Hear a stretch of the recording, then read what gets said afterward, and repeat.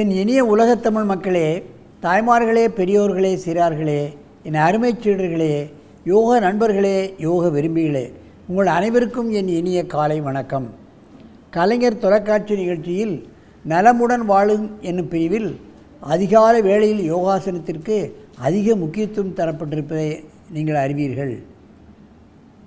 ஆண்டாண்டு காலமாக 10 ஆண்டு 15 ஆண்டுகளுக்கு மேலாகவே நடைபெற்று கொண்டிருக்கின்றது.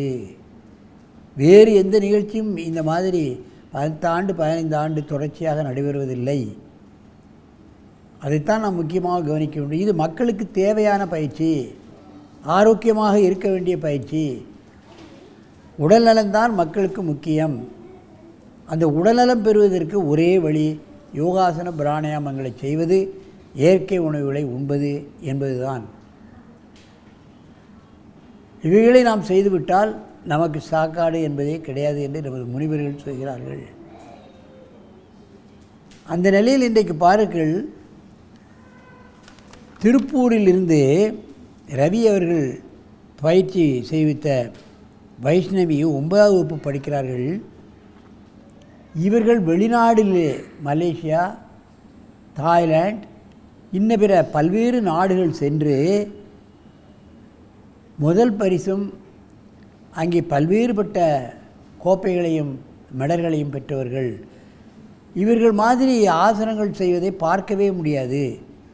இன்றைக்கு இரவு அவர்கள் இலங்கையிலே உலக அளவிலே நடைபெறும் யோகாசன போட்டியில் கலந்து கொள்ள இருக்கிறார்கள். அவர்கள் நம்முடைய அரங்கத்திற்கு வந்திருப்பது மிகவும் சிறப்பான ஒரு அம்சம் என்று தான் நான் கூறுவேன். அத்தனை ஆசனங்கள், மனிதனால் செய்ய முடியாத ஆசனங்கள் அத்தனையும் அவர்கள் செய்வார்கள். பெருமைக்குரியவர்கள். பெண்களுக்கே ஒரு பெருமையை தேடித்தரக்கூடிய ஒரு அற்புதமான பெண்மணி. கிரிக்கெட்டில் ஏதோ அவர்களுக்கு இங்கே பந்து அடிக்கிறான், அங்கே பந்து அடிக்கிறான், அவங்களுக்கெல்லாம் கோடி கோடியாக கொடுக்கிறார்கள். கோடி கோடியாக. இந்த பிள்ளைக்கு கோடி என்ன, அதுக்கு மேலும் கொடுக்கலாம். அந்த அளவுக்கு திறமை பெற்ற இந்த மாணவி. இவர்களுக்கு அரசாங்கம் தத்தெடுத்து கொள்ள வேண்டும். இது போன்ற மாணவிகளை கல்லூரிகள், இன்ன பிற இன்ஜினியரிங் காலேஜ், ஒவ்வொரு காலேஜுக்கும் சென்று இந்த குழந்தையை அறிமுகப்படுத்த வேண்டும். அரசாங்கத்திற்கு அதற்கு வேண்டிய உதவிகளெல்லாம் நாம் செய்ய வேண்டும். அப்பொழுதுதான் நமது கலை, இது தமிழ் கலை, உலகமெல்லாம் பரவும். இப்படியெல்லாம் இருக்கிறதா தமிழர்கள் செய்யக்கூடிய கலை என்று அறிவார்கள். அவர்கள் இப்பொழுது பாருங்கள், அற்புதமான ஆசனங்களை செய்ய போகிறார்கள். நீங்கள் பார்க்க வேண்டும். உங்கள் குழந்தைகளையும் அவர்களை மாறி செய்யக்கூடிய தன்மையை நீங்கள் வளர்க்க வேண்டும் என்று நான் உங்களை கேட்டுக்கொள்கிறேன். என் அருமை மாணவி வைஷ்ணவி அவர்களே, நீங்கள் செய்ய ஆரம்பிக்கலாம்.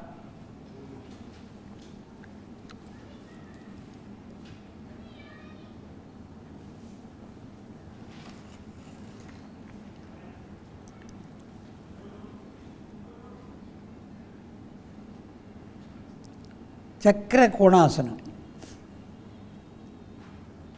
சக்கராசனத்தில் கோணாசனம் என்பது இதுவரை யாருமே செய்யவில்லை. பாருங்கள், எந்த அளவுக்கு உடலை திருக்கி இருக்கிறார்கள் என்பதை பார்க்க வேண்டும். அப்படியே அடுத்த பக்கமாக திருப்புங்கள்.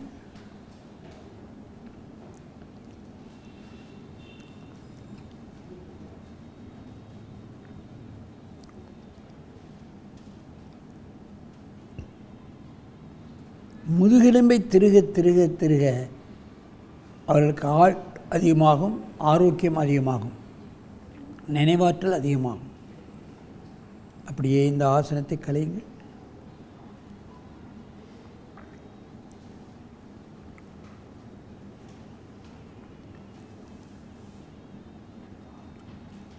பக்கவாட்டில் திரும்பி இந்த ஆசனத்தை செய்யுங்கள்.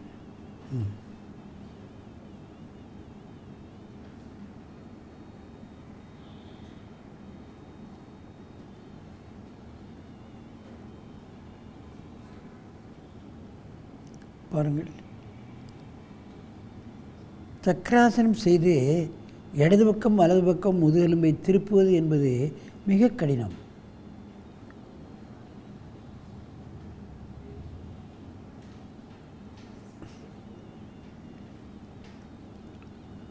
இப்பொழுது அடுத்த பக்கமாக திருப்புங்கள்.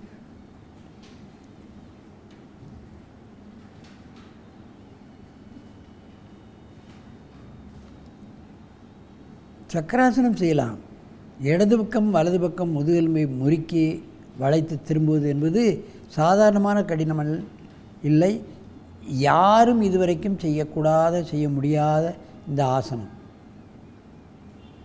சாதனை படைத்திருக்கிறார்கள். பாருங்கள், சிறு வயதிலிருந்தே அந்த தாய் தந்தையருக்கு நாம் நன்றி சொல்ல வேண்டும். அதை பழக்கிய ஆசிரியருக்கு நாம் நன்றி சொல்ல வேண்டும். மெதுவாக இந்த ஆசனத்தை கலையுங்கள்.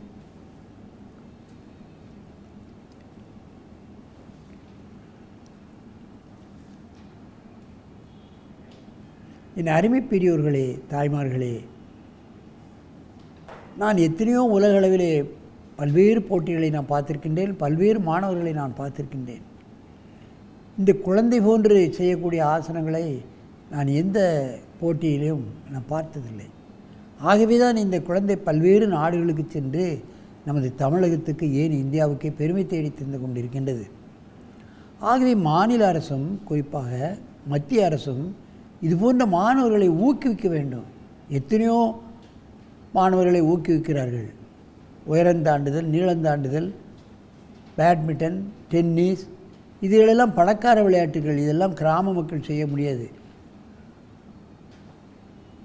ஆகவே இதுபோன்ற ஆசனங்கள் செய்வது என்பது ரொம்ப கடினம். அரசாங்கம் ஆதரிக்க வேண்டும், மக்களும் ஆதரிக்க வேண்டும். ஆகவே இதை பார்த்த பின்பாவது என் அருமை மாணவமணிகளே, பெற்றோர்களே, பள்ளிக்கூட தாளாளர்களே, மாணவர்களை இதுபோன்ற ஆசனங்களை உங்கள் பள்ளியில் ஆசிரியர்களை அமர்த்தி இவைகளை செய்ய வைத்து நம் நாட்டிற்கு இந்த கலையை, மற்றவர்களுக்கும் தமிழ் கலையை கற்று அவர்கள் ஆச்சரியப்படத்தக்க விஷயத்தில் நாம் வழிகாட்டியாக இருக்க வேண்டும் என்று கேட்டு உங்களிடமிருந்து விடைபெறுவது ஆசனம் ஆண்டியப்பன். வணக்கம்.